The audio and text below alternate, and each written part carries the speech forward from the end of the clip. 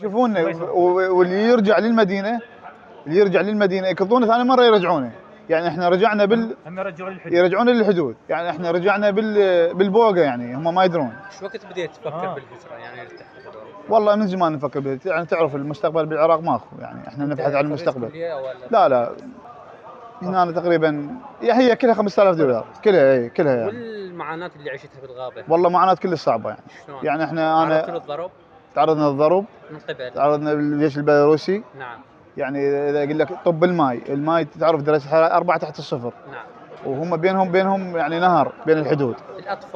الاطفال كلش والله معاناه كلش معاناه كلش صعبه. غالبيتهم عرب واكراد او سوريين؟ لا اكثر شيء يعني الاكراد.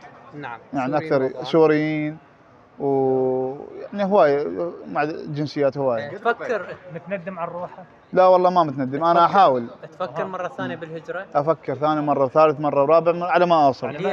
ما ايس. لانه في العراق لان العراق لا وضع امني. نعم. لا مستقبل، اي شيء ما بي. هل تعرضت لها تهديدات؟